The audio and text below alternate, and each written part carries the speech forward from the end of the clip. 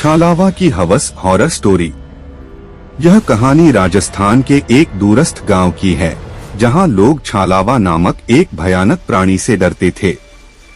कहते हैं छालावा एक दैवीय श्राप था, जो रात्रि के अंधेरे में निकलता और गांव की जवान औरतों को अपनी हवस का शिकार बनाता। उसकी खौफनाक गतिविधियों के कारण गांव की हर लड़की और औरत रात होने पर घरों में बंद हो जाती थी। छालावा का पहला जिक्र तब हुआ जब गांव की एक युवा लड़की सविता रात को अचानक गायब हो गई। उसके परिवार वालों ने उसे हर जगह ढूंढा, लेकिन सविता का कोई अता पता नहीं चला। कुछ दिन बाद गांव के बाहर एक पेड़ के पास उसकी बेजान और बुरी तरह घायल अवस्था में लाश मिली। उसकी आंखों में खौफ जड़ा हुआ था और शरीर पर अजीब निशान थे, मानो किसी पशु ने उसे बेरहमी से नोच डाला हो। गांव में अफवाह फैलने लगी कि यह छालावा का काम है।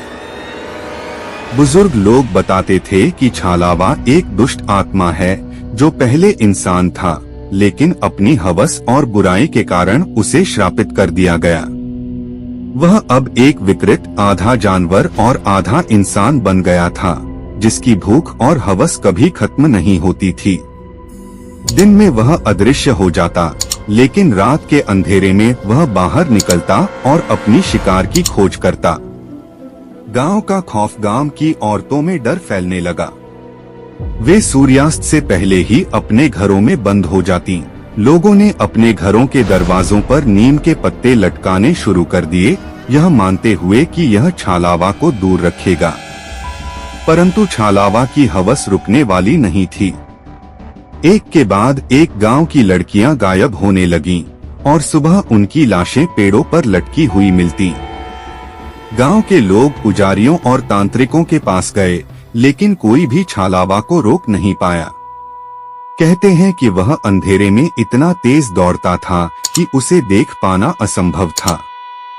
उसकी पैनी नजरें और खौफनाक दांतों की कहानियां अब हर किसी की जुबान पर थीं। रहस्यमय शिकारी। एक रात गांव का एक बहादुर युवक अर्जुन, जो इन घटनाओं से तंग आ चुका था, ने छालावा का सामना करने का निश्चय किया। उसने ठान लिया कि वह इस प्राणी का अंत करके ही दम लेगा। अर्जुन ने रात के अंधेरे में एक खुले मैदान में खुद को शिकार के रूप में रखा और छालावा का इंतजार किया। अचानक पेड़ों के बीच से तेज हवाओं के साथ कुछ अजीब सी आवाजें आने लगीं। अर्जुन ने देखा कि एक बड़ी काली छाया उसकी ओर तेजी से बढ़ रही है।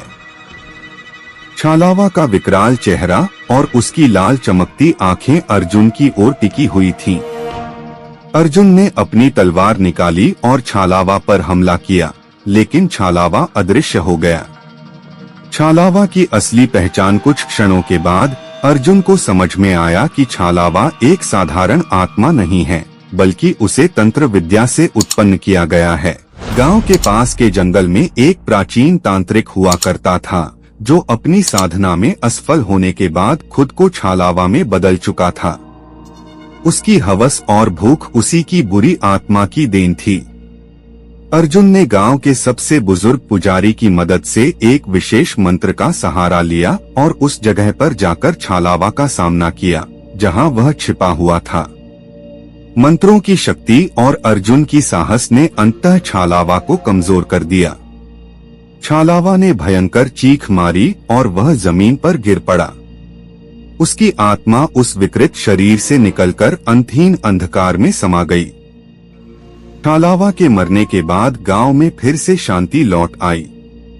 गांव की औरतें अब बिना डर के रात में बाहर निकल सकती थीं। अर्जुन की बहादुरी के किस्से आज भी उस गांव में सुनाए जाते हैं और छालावा की कहानी एक भूतकाल की भयानक याद बनकर रह गई। लेकिन कहते हैं अंधेरे में अभी भी छालावा की हवस की गूंज सुनाई देती है, जैसे वह किसी और जगह अपने अगले शिकार की तलाश में भटक रहा हो।